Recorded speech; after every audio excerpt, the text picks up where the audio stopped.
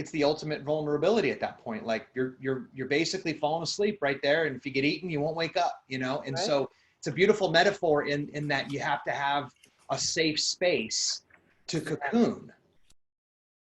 I love that thought. Is it kind or is it self-serving? You know, am I just thinking about me? Am I thinking about the big picture? So, you know, and what I've discovered is it just brings out the best in me. And one thing I have to embrace and I hate is that as a woman, I'm the thermostat in my house. I hate that position that I have, but it's a reality. So, Now, what do you mean when you say thermostat? I think I know what you mean, but I don't want to assume it. okay, so when I say I'm the thermostat, and what I'm saying is I set the tone in the house. If I'm crabby, then everybody's walking on eggshells, like you Got said. If I'm happy, everybody can feel comfortable being relaxed and happy. If I'm upset about something, that's okay, but I can invite in some solace during that time or not. But I just have to realize I'm the thermostat. Now, well, how do I want to keep it at 72 here? Or do I want it to be an iceberg? Or do I want to just heat everybody out of here? So just embracing that reality and then working with it in a way that supports the relationship, you know, and working from a unity perspective as opposed to two strands, two individuals here that, you know, you know the saying, Jess, that with one I go fast and two I go far. Yeah, there you go. So when we're both running separate, you know, somebody's going to win. This isn't about individual winning. This is about a team. And a team works best woven together. I don't know a better way of explaining that. And the kindness too allows the evolution of your spouse. It's kind of like a cocoon, you know, in the right temperature, it just evolves into that magnificent butterfly. In the wrong temperature, it shrivels or shrinks, Hmm. and Hmm. that's not really the end result that I want, that I would imagine you would want, or anyone in that relationship would want. You know So what's beautiful about that metaphor too is how vulnerable the cocoon is. yeah, You know how trusting the caterpillar has to have in the environment in which it's choosing to cocoon, because it's the ultimate vulnerability at that point. Like you're basically falling asleep right there, and if you get eaten, you won't wake up. You know, and right. so it's a beautiful metaphor in that you have to have a safe space to cocoon. And marriage is a very vulnerable relationship. Like I said, it's one like no other relationship. You really know the other person, you know their hurts, you know their strengths and weaknesses. And when I'm around relationships where they have the I got you first, it just hurts my heart that there's no respect shown for that vulnerable part that you know because they shared it. And most people don't know because they don't feel comfortable being that vulnerable with most people. So respect is so important and is displayed in kindness, in my opinion. So, You mentioned sex, which is never yep, an easy topic to talk about, one to many, like we're doing right here over a right. video that we know who's going to get, because it's so personal, it's so It intimate, it's is so personal. individual. But as a trope, like as an architecture, what would you say about that? Other than like have it, which seems obvious, right? Like that's a healthy relationship. But what more can you say about that that's more helpful? So, you know, that's a real integral part of the marriage relationship. And it's probably more important to the man than the woman.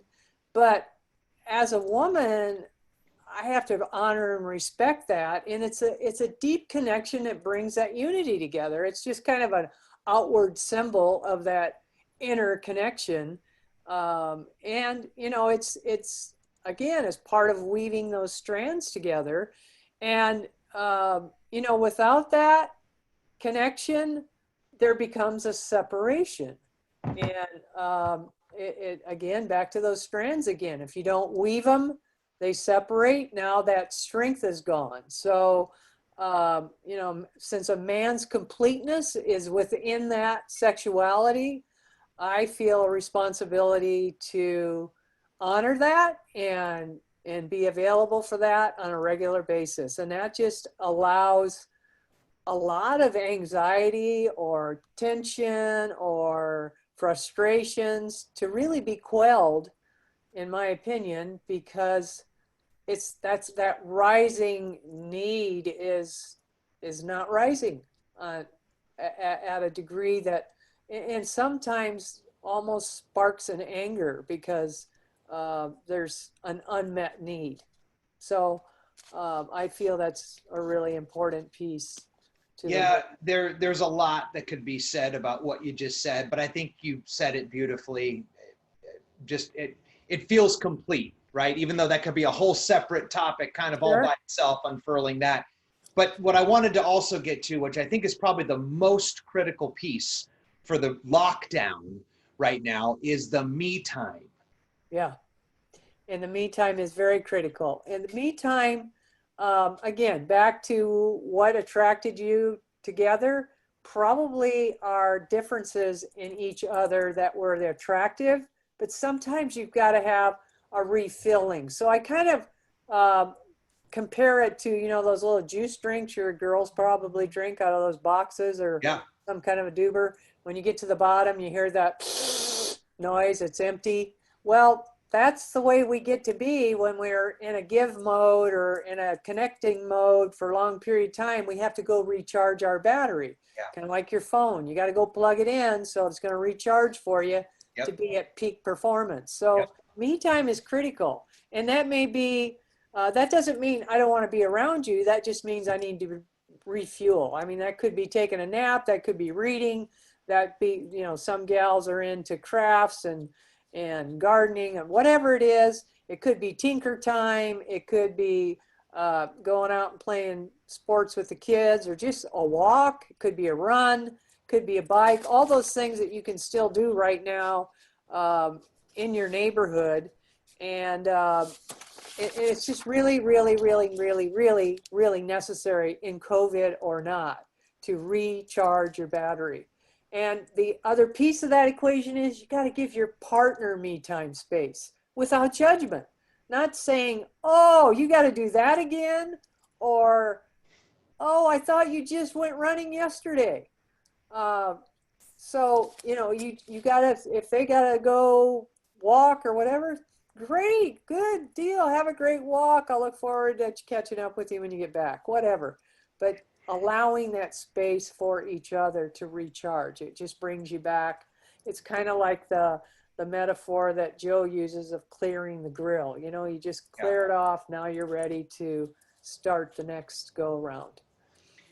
Yeah, and only more so important because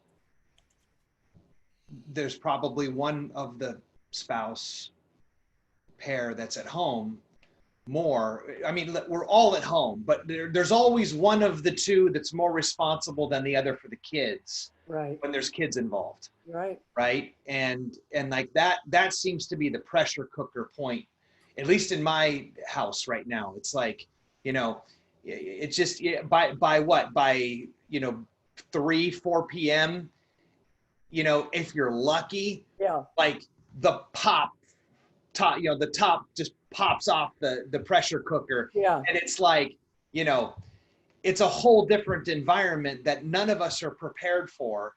And all it's doing is creating stress and anxiety and frustration and judgment. And, you know, we're not even getting into the whole, like, are your kids even getting educated during this time? You know? So there's a lot to be said there. And I think that the only way to pacify that, if I'm hearing you correctly, is just make sure that you're, no matter what you're doing, you are commandeering and carving out that time for me time, because it's literally, it's like a form of life or death. Yes. Yes. Very true. And I think for me, I've just woven that in on an ongoing basis for a bit now because it just helps me to recharge my own personal battery. Yeah. Yep. Good. Charlotte, I'd like to hope that you saved a pair or two, or maybe more here by hanging out. And it's been a while since I've read your book, but I remember it was a great read. And there's many more stuff which would be 10 times more applicable in what we're going in right now. The book is called, again, You Can Be Right or You Can Be Happily Married, right? That's correct. It's Maintaining beautiful. harmony. So yeah, you know, the fact that you're any of you that are listening here today, I just have to say kudos to you. It shows you're open to gain a key takeaway and what that would be, so that you can take some kind of a different action now, and look at the action that you take from a perspective of not what can you get your partner to do, but what can you what can you get your partner, or allow them to do, I should say. What can you allow them to do so that they can be who they are? And then that makes that weave tighter. And then from a go forward basis on that, just looking at improving that 1% every day if you want to get to greatness for your unity. And it's just, you know, working at it a little bit every day, every day, every day. It's not marriage to me, it's not something you put on the shelf and you pull out once a week for date night, or you pull out once a month for date night, whatever. This is our time together. It's something you work at every day to get to that level of greatness. And the takeaway is, what a gift you're giving your children. For them to see what a connected, woven relationship looks like, and how you really work at it daily so that they can have hope in their world that's filled with many dissolutions. And you're aware of that. So, you know, it's not a little recipe that if you just do this, it's going to be perfect. But it's little things that you can do, starting with me, is what I discovered. Start with me, work on me, encourage them, be kind, be available. You know, I have a friend that wrote a book, Sex Every Day, and maybe you don't do it every day, but man, don't do it once a month, once every other week or whatever. Do it as often as possible. There you have it right there, gang. And that's why we wanted to have Charlotte on, to sprinkle a little bit of her wisdom and consciousness on top of this conversation. So thank you, Charlotte, for doing just that. And thanks, gang, for hanging out. What I'll do is we'll put the book link down in the comments below. So if you're curious and checking it out, there you have it. Charlotte Walsh, thanks for hanging. Hey, thanks for having me, Jess. All right, you bet.